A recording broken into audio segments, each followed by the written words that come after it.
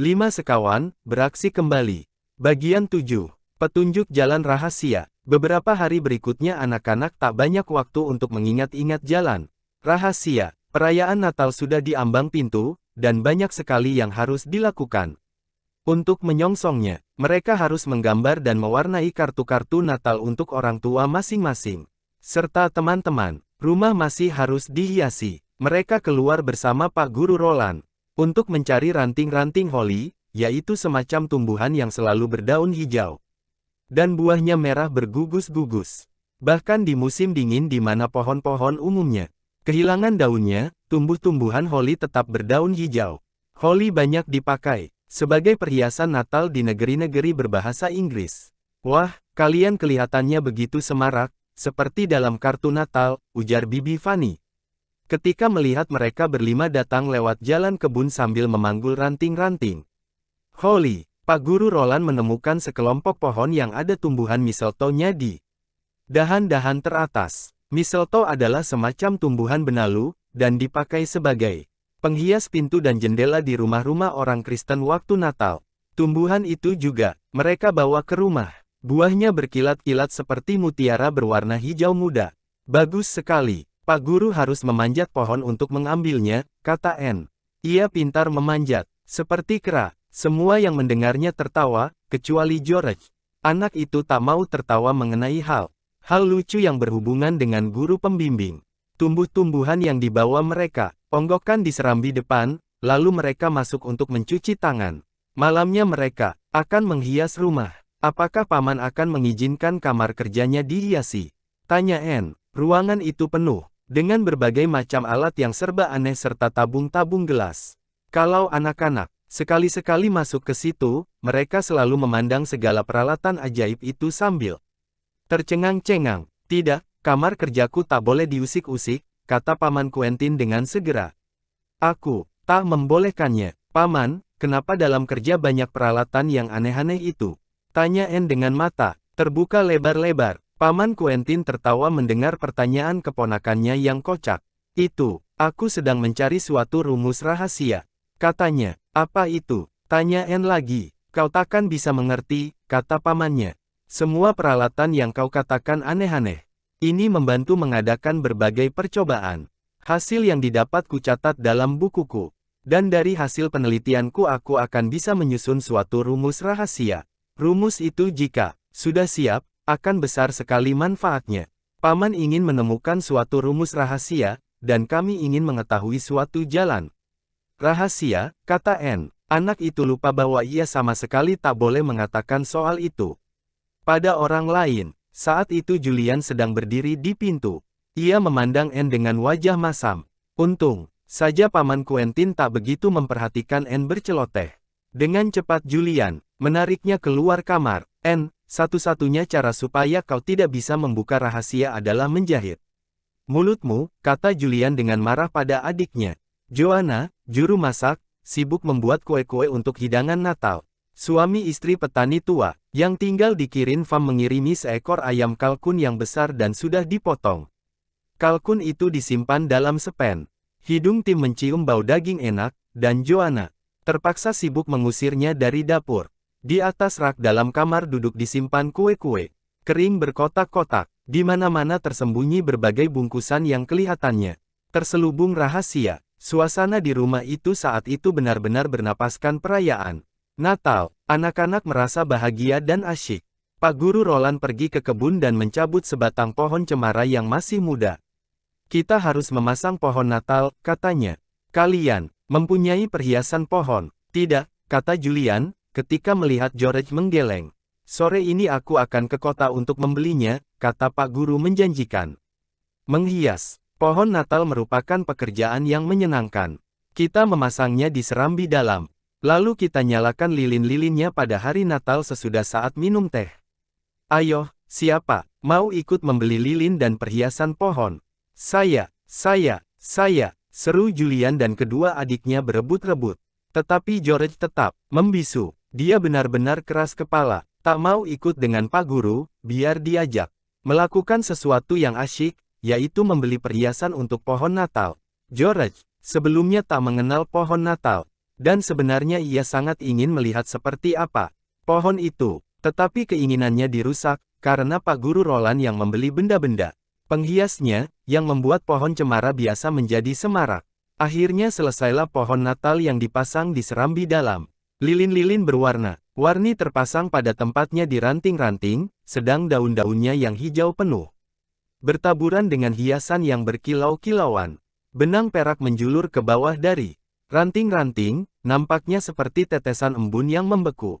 Anne meletakkan gumpalan-gumpalan kapas di sana-sini, supaya kelihatan seperti salju. Indah sekali, ujar Paman Quentin yang kebetulan lewat ketika Pak Guru sedang memasang perhiasan pohon yang terakhir. Ada boneka bidadari di atas pohon. Untuk siapa? Itu, seorang anak perempuan yang manis. Dalam hati Anne berharap, semoga boneka itu akan dihadiahkan Pak Guru Roland kepadanya.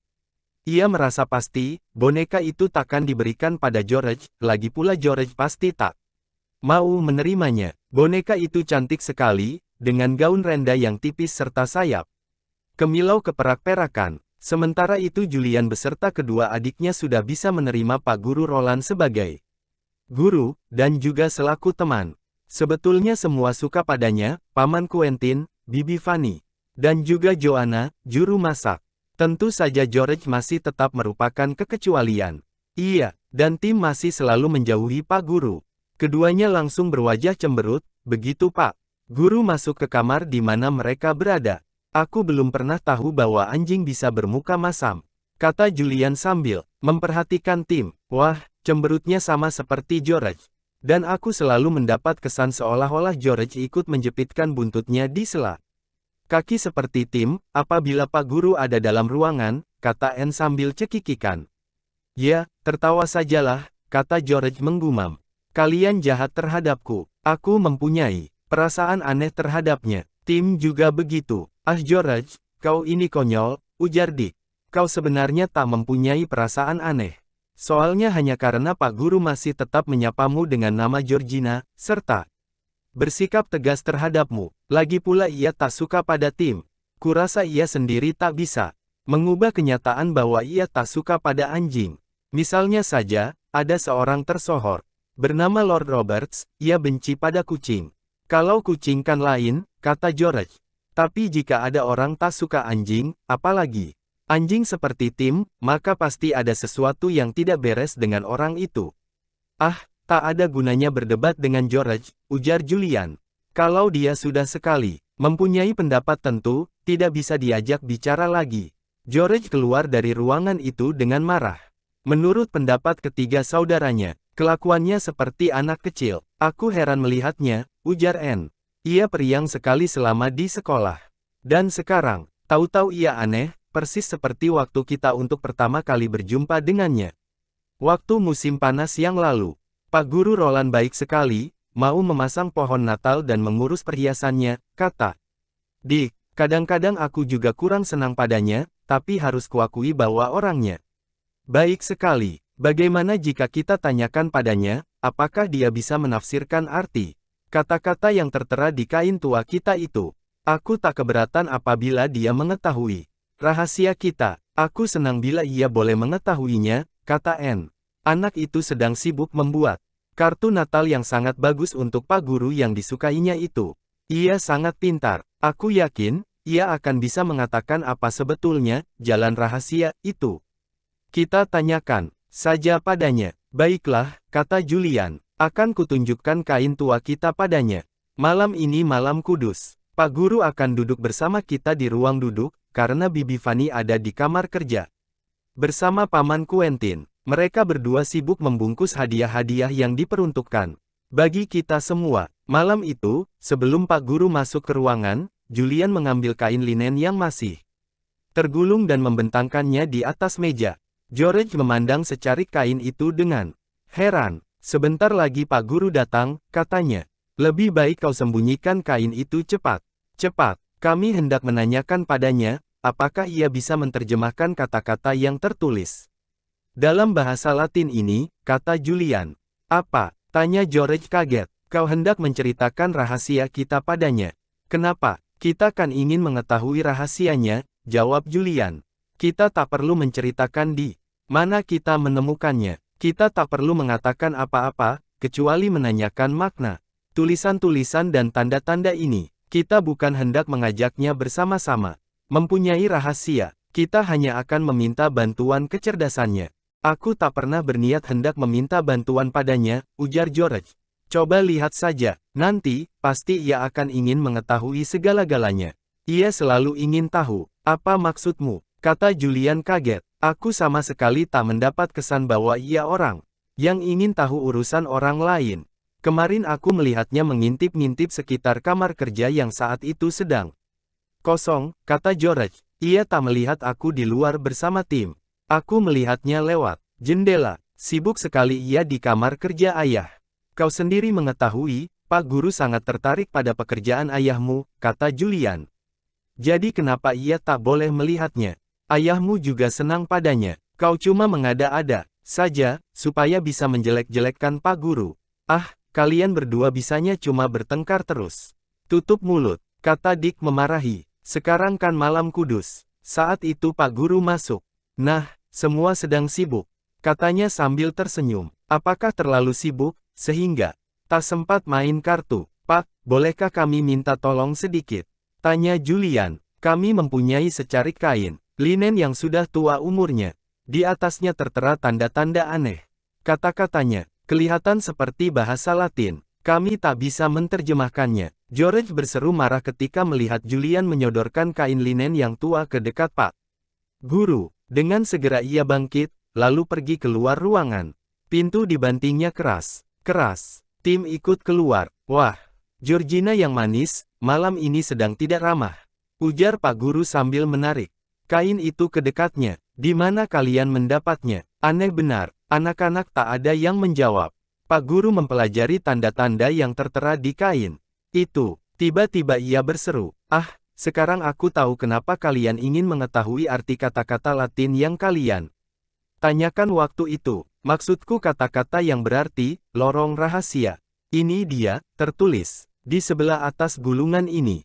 Ya, jawab Dick. Anak-anak duduk agak merapat. Mereka berharap, semoga Pak Guru bisa membantu dan menemukan pemecahan rahasia tanda-tanda itu.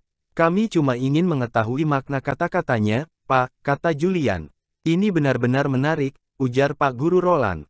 Ia memperhatikan secarik kain itu dengan kening berkerut. Rupa-rupanya di sini tertera petunjuk-petunjuk untuk menemukan lubang atau tempat masuk ke sebuah lorong atau jalan rahasia. Memang begitu sangkaan kami, seru Julian bergairah. Tepat begitulah sangkaan kami. Pak, tolonglah bacakan petunjuk-petunjuk itu. Bisakah Anda menafsirkan maknanya? Yah, kurasa kedelapan bujur sangkar ini merupakan gambar papan-papan kayu, kata guru pembimbing sambil menunjuk ke kedelapan bujur sangkar yang tergambar di atas kain. Tunggu sebentar, susah sekali membaca kata-kata ini, karena tulisannya sudah pudar. Benar-benar mengasyikkan. Solum lapidem, Paris Linus, dan yang ini, celu. Lah, ya, betul, selula. Anak-anak mendengarkan dengan asyik. Papan kayu, rupanya yang dimaksudkan papan-papan pelapis dinding, di salah satu ruangan di Kirin Farm. Pak Guru Roland memperhatikan kata-kata dalam bahasa Latin yang sudah hampir tak kelihatan lagi tulisannya di atas kain itu. Kemudian disuruhnya Anne meminjam kaca pembesar pada Paman Quentin. Dengan segera anak perempuan itu kembali dengan membawa alat yang diperlukan. Mereka berempat mengamat-amati tulisan melalui kaca pembesar. Sekarang kelihatannya 3 kali lebih besar. Yah, ujar Pak Guru pada akhirnya. Yang bisa kutafsirkan dari kata-kata petunjuk di kain ini adalah, sebuah kamar menghadap ke timur, 8 papan kayu, 1 di antaranya yang diberi tanda silang bisa dibuka, lantai batu, ya, kurasa arti kata ini memang lantai batu. Lalu sebuah lemari besar, sangat ajaib dan mengasyikkan. Di mana kalian mendapatnya? Sesaat tak ada yang menjawab. Ah, kami menemukannya di suatu tempat, jawab Julian sesudah itu. Terima kasih banyak, Pak Guru. Kami sendiri takkan pernah berhasil menafsirkannya. Jadi mestinya, tempat masuk ke jalan rahasia terdapat dalam kamar yang menghadap ke timur. Kelihatannya begitu, ujar Pak Guru sambil memperhatikan kain tua itu sekali lagi. Di mana katamu kalian menemukannya? Kami tak mengatakan di mana, jawab Dick.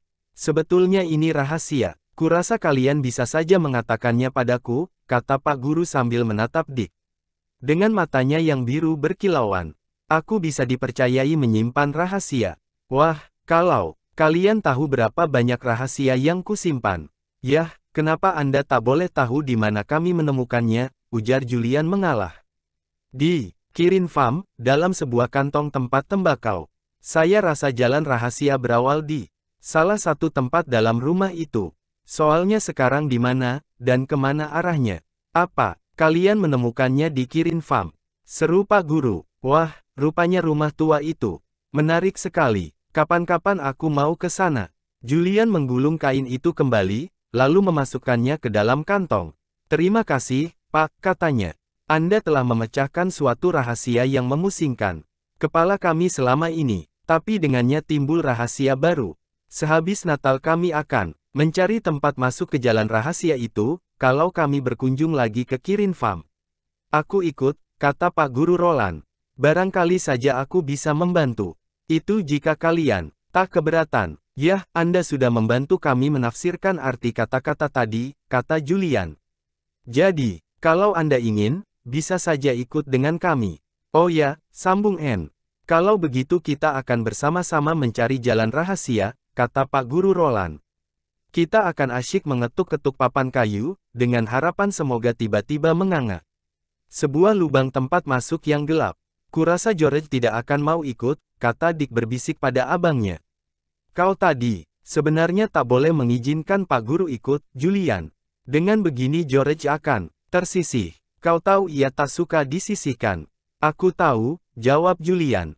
Ia merasa kurang enak, tapi kita tak perlu repot-repot memikirkan hal itu sekarang. Barangkali saja sehabis Natal, kelakuan George akan berubah. Dia kan tak bisa terus-terusan merajuk seperti sekarang.